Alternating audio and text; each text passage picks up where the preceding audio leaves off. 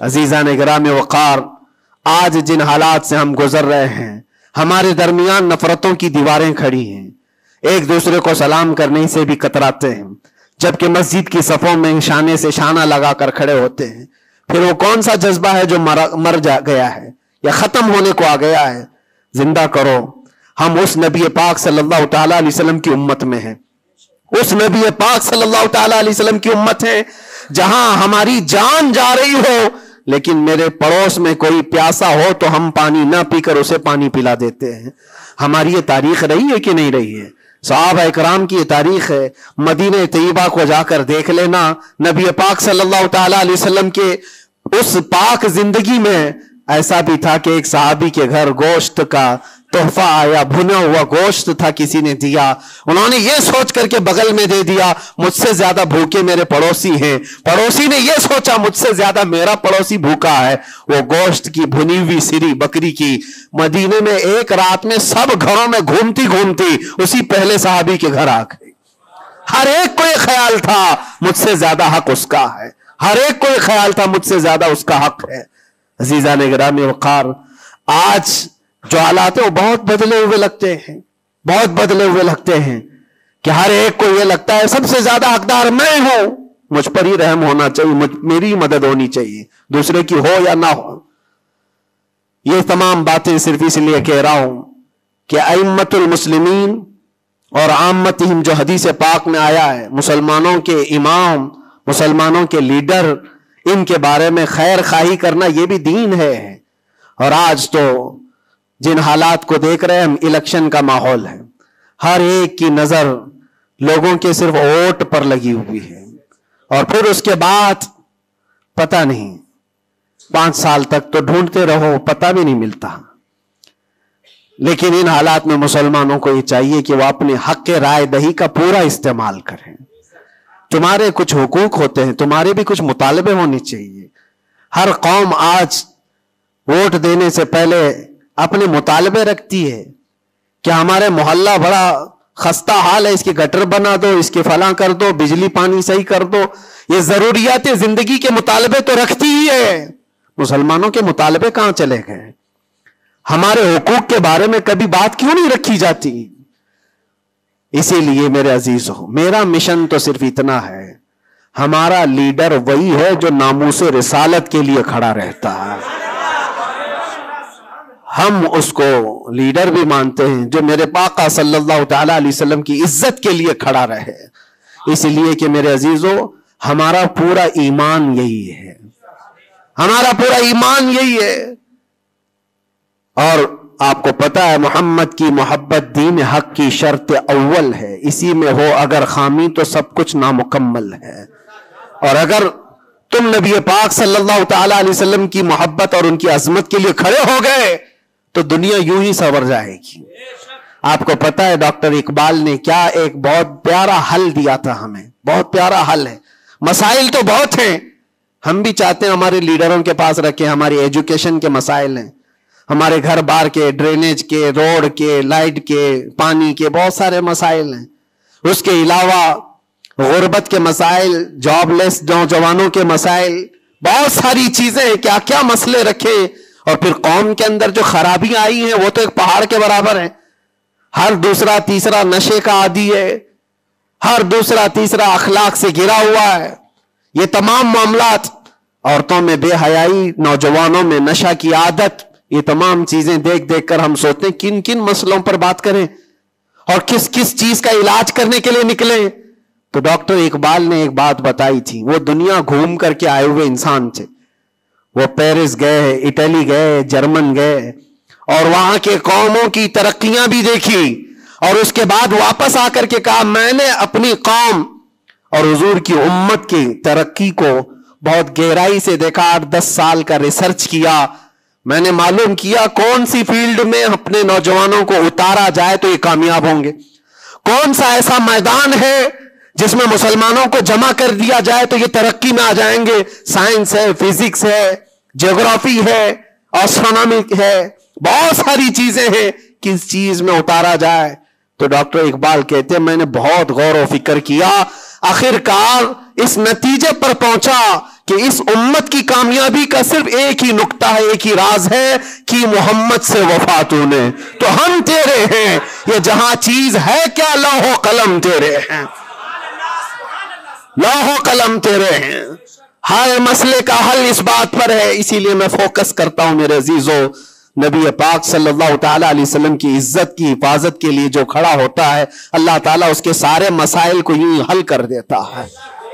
اسی لیے آیت کریمہ بھی میں نے یہ پڑھی، ان ینصرکم اللہ فلا غالب لکم، اللہ فرماتا ہے اگر اللہ تمہاری مدد کر دے تو دنیا میں سے کوئی ایسا نہیں جو تم پر غلبہ حاصل کر سکے، کوئی غالب نہیں آ سکتا اگر اللہ مدد کر دیا۔ وَإِن يَخْذُلْكُمْ فَمَنْ ذَا الَّذِي يَنْصُرُكُمْ مِنْ بَعْدِهِ، اللہ فرماتا اور اگر اللہ گرا دے تو دنیا کی کوئی طاقت تمہاری مدد نہیں کر سکتی، کوئی طاقت مدد نہیں کر سکتی۔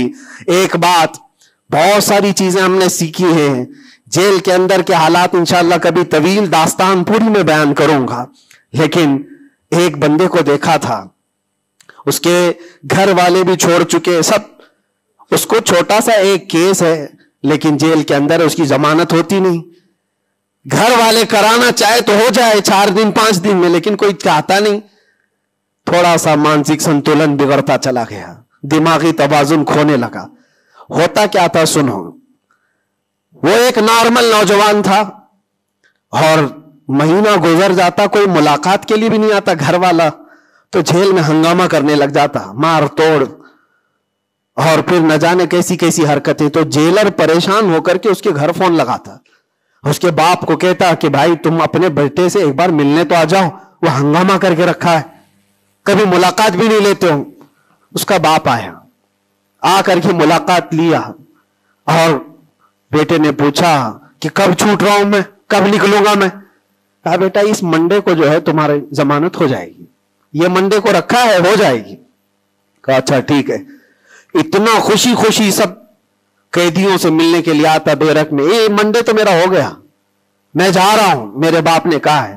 منڈے آتا، ٹیوزڈے آتا، ویڈنسڈے آتا، سب چلا جاتا، ختم۔ پھر 10-15 دن گزر جاتے، باپ بھی نہیں آتا، بھائی بھی نہیں آتا، اور پھر مہینہ گزرنے کو آتا، پھر اس کا دماغی توازن بگڑنے لگتا، پھر ہنگامہ کرتا، پھر جیلر فون کر کے بلاتا باپ سے کہ ملنے کیوں نہیں آتے ہو؟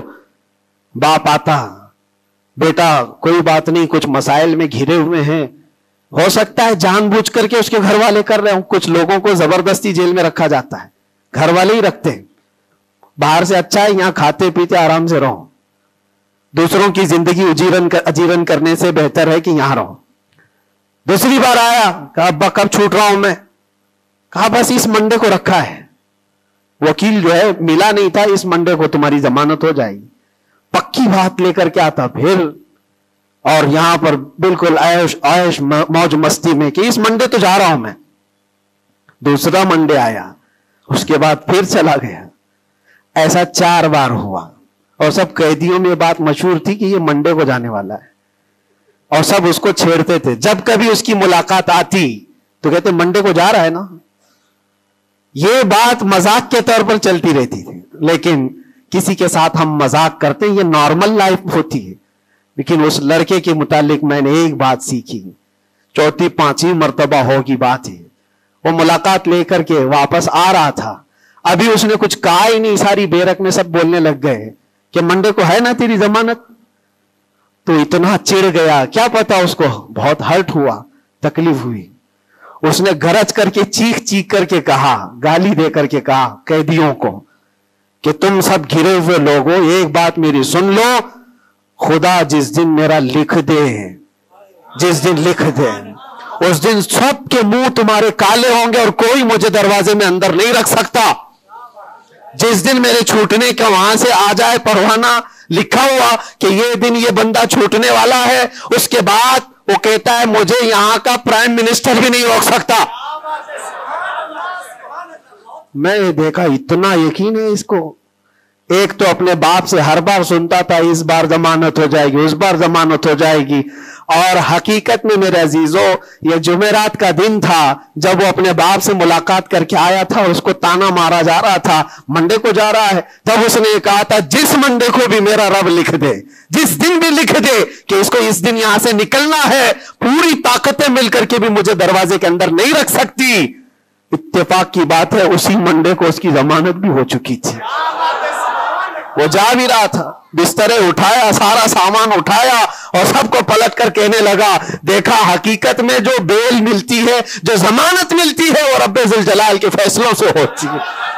یہ یقین اور توکل کی بات میں عرض کر رہا ہوں عزیزان گرامی وقار، بہت سارے ایسے مسائل ہیں، اسی لیے میں آپ سے کہتا ہوں اگر اللہ مدد کر دے تو کوئی غالب نہیں آ سکتا، اور اگر اللہ تعالیٰ گرا دے تو پھر کوئی مدد بھی نہیں کر سکتا۔ اسی لیے اللہ تبارک و تعالیٰ کی مدد کس کے لیے آتی ہے وہ بھی قرآن کہتا ہے وَكَانَ حَقًّا عَلَيْنَا نَصْرُ الْمُؤْمِنِينَ، ہم نے اپنے اوپر لازم کر لیا ہے کہ ایمان والوں کی مدد کریں گے۔ اور ایمان والا ہے کون؟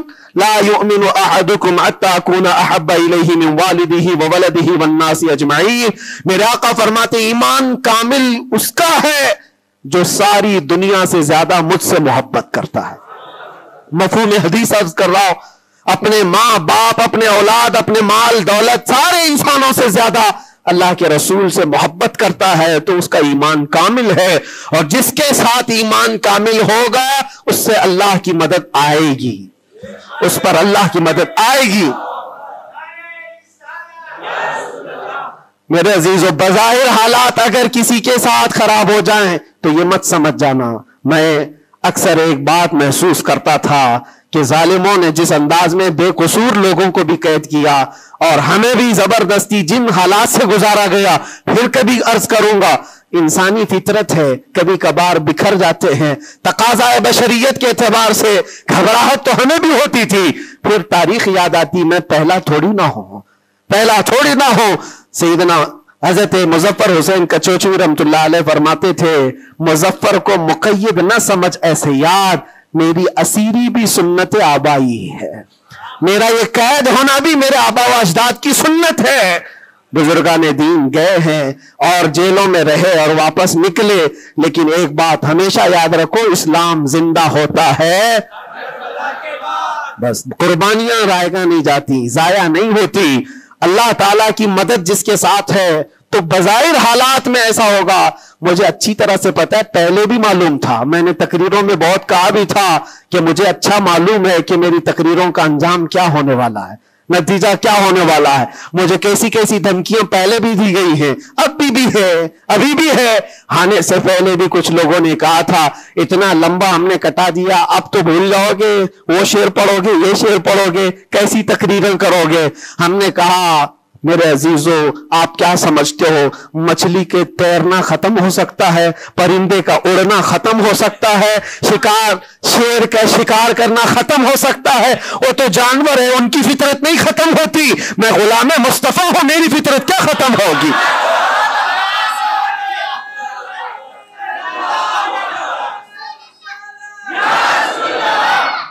میں غلام مصطفیٰ ہوں، حق بات بولنا میری فطرت ہے، اور ہم اپنی فطرت سے بغاوت نہیں کرتے۔ اور یہ 8 مہینے نہیں 8 سال بھی رہے، اس کے بعد نکالیں ہم وہی بات کہیں گے جو میرے مصطفیٰ کی عزت کی بات ہوگی۔ عزیزان گرامی وقار، حالات بظاہر کچھ دنوں کے لیے ہوتے ہیں۔ امام احمد بن حنبل پر تو 1500 کے قریب نہیں 300 کے قریب کوڑے لگائے گئے تھے۔ 300 کوڑے کس کو کہتے ہیں؟ انسان مر جاتا ہے۔ وہ امام احمد بن حنبل 5 لاکھ حدیثوں کے حافظ، لیکن جمے رہے، ڈٹے رہے، نہ کبھی ان کا عزم ختم ہوا، نہ حوصلہ ختم ہوا۔ ائمہ اعظام کو یہ تمام چیزیں گزرنی پڑی ہیں۔ امام اعظم ابو حنیفہ رحمۃ اللہ تعالی علیہ جیل میں تو انتقال ہو گیا، اس امام کی جس کو کروڑوں آج فالو کرتے ہیں۔ عزیزان گرامی وقار، ایک بات یہ سمجھ کر کے چلو، مصیبتیں آئیں گی لیکن اللہ کی مدد بھی آئے گی۔ ہر اندھیرے کے بعد اجالا ہوتا ہے. ان مع العسر یسرا، اللہ قرآن میں فرماتا ہے ہر تکلیف کے بعد آسانی ہے، ہر تکلیف کے بعد آسانی ہے. اور میں تو ذہن میں یہ پریپیئر کر کے رکھا تھا، ذہن میں دماغ میں یہ بات بٹھا کر رکھا تھا، آزاد ہونا نہ ہونا یہ اللہ کی مرضی پر ہے، لیکن اگر مر کر کے میری لاش بھی باہر آتی تب بھی مجھے اس بات کا اطمینان تھا جو بات ہمیں کہنی تھی وہ ہم کہہ چکے. انشاءاللہ رب تبارک و تعالی ہماری ان باتوں کو بچوں تک یہ محفوظ بھی کرائے گا. اور مجھے تو باہر کی خبریں زیادہ نہیں ملتی تھی کہ یہاں لوگوں کے دلوں میں کیا جذبات ہیں، بچوں کے دلوں میں کیا جذبات ہیں، لیکن قیدی جب جاتے تھے چھٹی پر 4 دن 5 دن اور واپس آتے تو یہی کہتے ڈسکس تو ہمارا کچھ نہیں ہوتا، آپ کے بارے میں ہمارا خاندان پوچھتا رہتا ہے. جیل میں آپ ہیں، فون کرو تو لوگ ہمارے متعلق پوچھتے رہتے. پھر دل میں یہ احساس ہوتا تھا. اور جیل میں بھی دیکھتا ایک ایسا بھی لڑکا تھا چین سنیپر، چین کھینچتا اور چوری کرتا واپس آتا، لیکن ایسا ڈھیٹ آدمی تھا، ایسا ڈھیٹ، میدان میں کھڑے ہو جائے، سارے قیدیوں کے سامنے کھڑے ہو جائے اور پھر ہر دن ایک بات اتنی بول کر کے ہی جاتا، صرف اتنی بول کر کے جانا اس کی عادت سی ہو گئی تھی. ہم دیکھتے رہے باہر بھی یہی منظر ہے، اندر بھی یہی منظر ہے. تم کسی کی زبان کو بند کرنا چاہو، ختم کرنا چاہو تو ایسا نہیں ہوتا. اللہ تبارک و تعالیٰ جس چیز کو چاہے ہر جگہ پھیلا دیتا ہے. پھر یہ احساس ہوا میرے عزیزوں تبلیغ اسلام صرف ہم ذریعہ ہوتے ہیں پہنچانا، میرے رب کی شان ہے، میرے رب کی شان ہے. اور حقیقت میں آپ کو بتاؤں دلوں کو اپنی طرف مائل کرنا یہ ہم میں سے کسی کے اندر طاقت نہیں ہے. آج ہزاروں لاکھوں جو مجھے سننا چاہتے ہیں اس میں بظاہر میرا کوئی کمال نہیں، بات ان کی کرو اور ہر دل پہ راج کرو، ان کی بات کرو.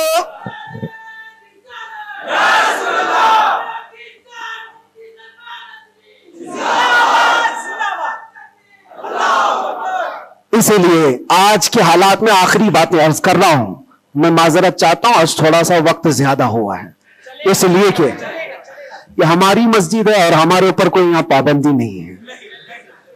یہاں پر الحمدللہ جو لوگ بیٹھے ہیں 8 مہینے کے بعد سن رہے، 9 مہینے کے بعد سن رہے ہیں، تو تھوڑی کسر میں بھی نکال لوں، اس لیے میں تھوڑا زیادہ وقت آپ کے ساتھ لے رہا ہوں. ان حالات کے ساتھ جو آپ کو فیصلہ لینا ہے میرے عزیزوں، سوچ سمجھ کر کے اپنا مطالبہ بھی تو رکھو، اپنا مطالبہ بھی رکھو کہ ہم ان لیڈروں کے ساتھ کھڑے ہیں جو 500 روپے بانٹ کر کے گلے میں پٹے ڈلوا کر کے ہمیں نعرے لگوا کر کے گھما لے. بس نہیں، ہمارا مقصد اور ہمارا مطالبہ اتنا ہو ان حکام ان لیڈروں کے پاس یہ بات رکھو، میرا گھر میرا محلہ نہ بنا پایا تو کوئی بات نہیں، لیکن اتنا وعدہ کرو کہ میرے مصطفیٰ کی عزت پر جب بات آئے تو تم ڈٹ کر کھڑے رہو گے. یہ گستاخیوں کا ماحول ختم ہونا چاہیے کہ نہیں ہونا چاہیے. اسی لیے میرے عزیزوں، اور بظاہر ہماری بات یہ ہے کہ ہم سب سے ان لوگوں سے محبت ضرور کرتے ہیں جو قوم و ملت اور ملک کی فلاح و بہبودی اور میرے حضور پاک کی عزت کے لیے کھڑے ہوتے ہیں. ہم ان کے ساتھ ہیں کسی بھی طرح سے. ہمارا تو مقصد، ہمارا مشن صرف اتنا ہے، کسی کی جے بجے کیوں پکارے، کیا غرض ہم کو، ہمیں کافی ہے سید اپنا نعرہ، ہمیں کافی ہے سید اپنا نعرہ یا رسول اللہ. ہم اس مشن کے آدمی ہیں، لیکن پھر بھی جن حضرات نے بھی محبتوں کے ساتھ ہمارے نام کو پھیلایا ہے، ان کے مقاصد اگر صرف پولیٹیکل ہیں تو ہمارا ان کے ساتھ کوئی بھی لین دین نہیں، ہمارا ان کے ساتھ کوئی تعلق نہیں. ہاں اگر اس لیے ہمارے نام کا استعمال کیا یا ہمیں بلایا یا ہمیں کھڑا کیا کہ اللہ کے نبی صلی اللہ تعالی علیہ وسلم کی ناموس اور ان کی عزت کے لیے ہے، تو ہم ہر دن آپ کے ساتھ ہیں، ہم ہر دن آپ کے ساتھ ہیں. لوگوں کو یہ لگ رہا ہے الیکشن آیا ہے، مفتی صاحب اس لیڈر کے پاس جا رہے ہیں، اس لیڈر کے پاس جا رہے ہیں، یہ سب افواہیں بہت ساری پھیلی ہیں. میرے عزیزوں تھوڑا انتظار کرو. اور میں ان سیاسی نیتاؤں سے بھی کہوں گا، آپ الیکشن میں کنٹریبیوٹ کر رہے ہیں، حصہ لے رہے ہیں، سیاست میں آپ موجود ہیں، آگے بڑھو، ہم آپ کو روک نہیں رہے ہیں. لیکن اگر واقعی مقصد یہ ہے کہ قوم و ملت اور ملک اور میرے دین کی عزت اور حضور پاک کی عزت کے لیے آگے چل کر کے آواز اٹھائیں گے تو میرا آج آپ کے ساتھ کھڑا ہونا کوئی ضروری نہیں. الیکشن گزر جانے تو پھر ہر دن آپ کے ساتھ کھڑے, الیکشن ہو جانے کے بعد بھی ہم کھڑے ہیں آپ کے ساتھ, لیکن الیکشن سے پہلے ہی اگر آپ کو ہمیں چاہیے تو لوگوں میں یہ خلفشار مچا ہوا ہے, ایک خلفشار مچا ہوا ہے کہ مفتی صاحب ناموس رسالت کے اس عظیم مشن کو سیاسی لوگوں کے درمیان پھیلا رہے ہیں. میرے عزیزوں, میرا کہیں یہ مقصد نہیں ہے, کہیں یہ مقصد نہیں ہے. اللہ نے جو کرسی دی ہے نا وہ بہت بڑی کرسی ہے. ہم نے جو اللہ تعالیٰ کا انعام ہمارے پاس ہے وہ الیکشن سے حاصل کیا ہوا نہیں ہے, رب کے سلیکشن سے ملا ہوا ہے. ہمارے پاس اللہ تبارک و تعالیٰ کا دیا ہوا انعام کافی ہے, لیکن ان سیاسی حضرات کے ساتھ ہمارا تعلق اسی لیے ہے کہ آپ آواز بلندی کے ساتھ اٹھا سکتے ہو اور سسٹم میں آپ بیٹھ کر کے اپنی قوم, ملک, سب کی فلاح و بہبودی کی بات کر سکتے ہو. اس لیے ہم کھڑے ہیں, اس لیے نہیں کہ آپ 500,000 روپے دے دیں گے, اس لیے نہیں کہ آپ ہمارا گھر گاڑی بنگلہ خرید کر کے کچھ دے دیں گے. عزیزان گرامی اوقات, میرے آنے کے بعد سے لے کر آج تک ابھی تک مہینہ نہیں گزرا ہوگا, لیکن میں نے حالات اتنے دیکھے کہ ہر کوئی یہ چاہتا ہے راتوں رات مجھے دولہا بنا دے. بہت سارے معاملات ایسے دیکھے. اس لیے میں سب سے یہ گزارش کروں گا, آج کا یہ میرا پیغام ہے کہ ہمارا مشن ناموس رسالت, ہمارا مشن تحفظ ناموس رسالت ہے, اور اس کے لیے ہم ہر طرح سے کھڑے ہیں. لیکن خالص سیاست کے لیے, خالص ووٹنگ کے لیے, خالص الیکشن کے پرچار کے لیے مجھ جیسے کا نام استعمال نہ کریں, یہ میرا مشورہ ہے.